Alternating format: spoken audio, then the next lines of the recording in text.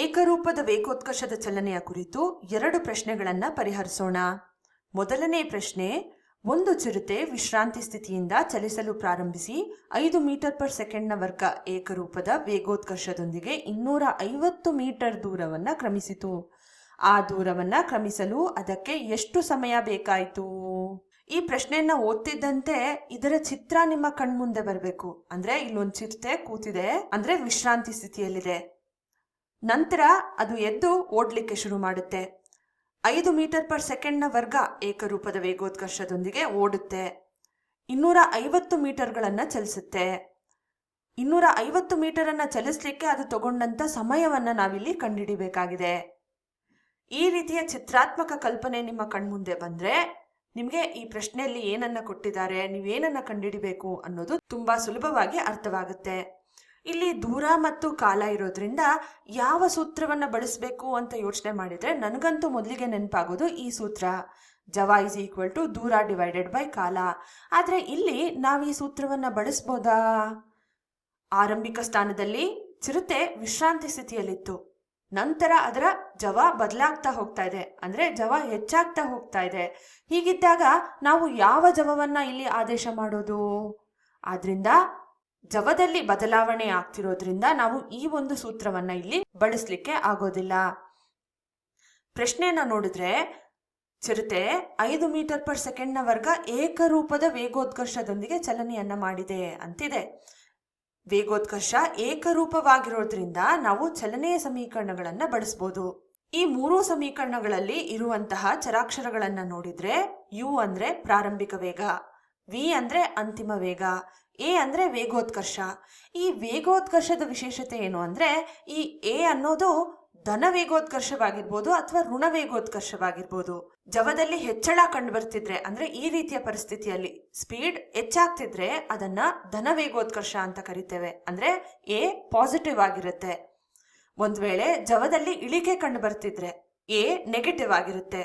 S ಅಂದ್ರೆ ಸ್ಥಳಾಂತರ, T ಅಂದ್ರೆ ಕಾಲ. ಈ 3 ಸಮೀಕರಣಗಳ ಪರಿಚಯ ನಿಮ್ಗಿಲ್ಲ ಅಂದ್ರೆ ಈ ಹಿಂದೆ ನಾವು ಈ ಸಮೀಕರಣಗಳನ್ನ ಡಿರೈವ್ ಮಾಡಿದ್ದೇವೆ.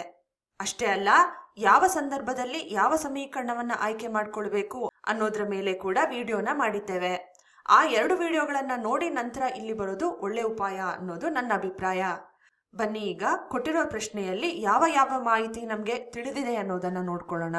ಚಿರತೆ ಮೊದಲಿಗೆ ವಿಶ್ರಾಂತಿ ಸ್ಥಿತಿಯಲ್ಲಿರೋದ್ರಿಂದ ಪ್ರಾರಂಭಿಕ ವೇಗ 0 ಆಗಿರುತ್ತೆ. ವೇಗೋತ್ಕರ್ಷ ಬಂದು ಧನ ವೇಗೋತ್ಕರ್ಷವಾಗಿರುತ್ತೆ, ಅಂದ್ರೆ +5 ಮೀಟರ್ ಪರ್ ಸೆಕೆಂಡ್ನ ವರ್ಗವಾಗಿರುತ್ತೆ.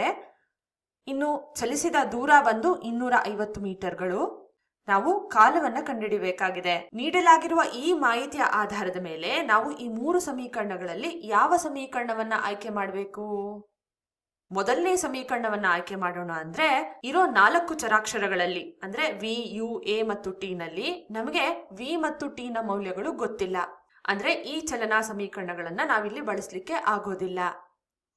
ಇನ್ನು ಎರಡನೇ ಸಮೀಕರಣವನ್ನ ನೋಡಿದ್ರೆ ಎಸ್ ನ ಮೌಲ್ಯ ತಿಳಿದಿದೆ, ಯು ನ ಮೌಲ್ಯ ತಿಳಿದಿದೆ, ಎ ನ ಮೌಲ್ಯ ತಿಳಿದಿದೆ. ಇನ್ನು ಉಳಿದಿರೋದು ಬರೀ ಟಿ.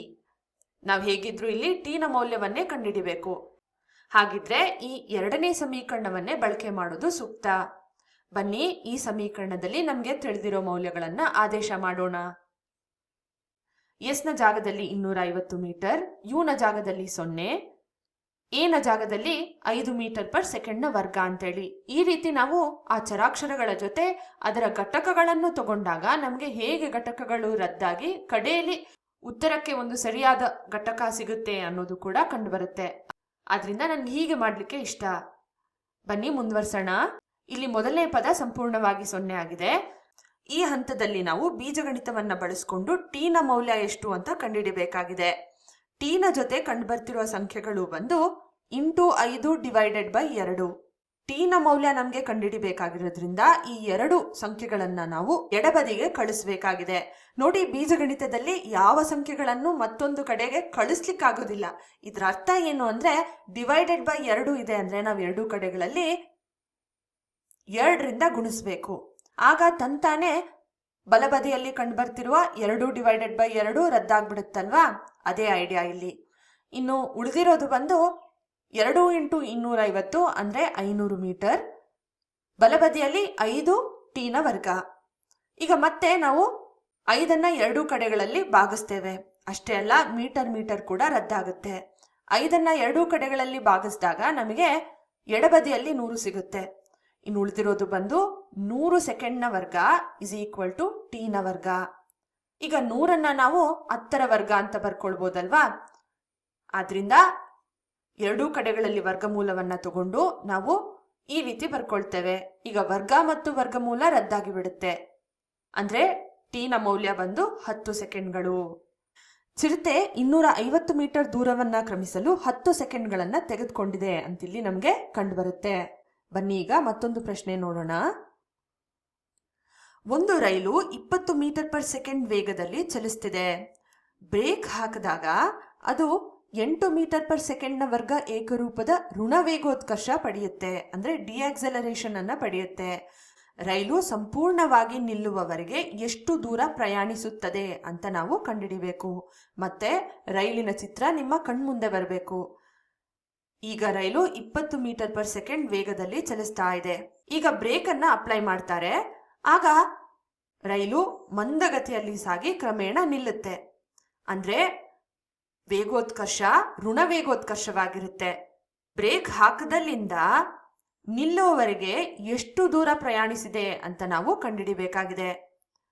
ಇಲ್ಲಿ ಪ್ರಾರಂಭಿಕ ವೇಗ ಬಂದು 20 ಮೀಟರ್ ಪರ್ ಸೆಕೆಂಡ್, ವೇಗೋತ್ಕರ್ಷ ಬಂದು -8 ಮೀಟರ್ ಪರ್ ಸೆಕೆಂಡ್ನ ವರ್ಗ, ಅಂತಿಮ ವೇಗ ಬಂದು 0 ಆಗಿರುತ್ತೆ. ಯಾಕೆ ಅಂದ್ರೆ ಕಡೆಯಲ್ಲಿ ರೈಲು ನಿಲ್ಲುತ್ತಲ್ವಾ? ಆದ್ರಿಂದ ರೈಲು ಸಂಪೂರ್ಣವಾಗಿ ನಿಲ್ಲೋದಕ್ಕೆ ಎಷ್ಟು ದೂರವನ್ನ ಚಲಿಸ್ತು ಅಂತ ನಾವು ಕಂಡುಹಿಡಿಬೇಕು. ಮತ್ತೆ ಋಣವೇಗೋತ್ಕರ್ಷ ಏಕರೂಪವಾಗಿರೋದ್ರಿಂದ ನಾವು ಈ ಚಲನೆಯ ಸಮೀಕರಣಗಳಲ್ಲಿ ಯಾವುದಾದ್ರೂ ಒಂದನ್ನ ಆಯ್ಕೆ ಮಾಡ್ಬೋದು.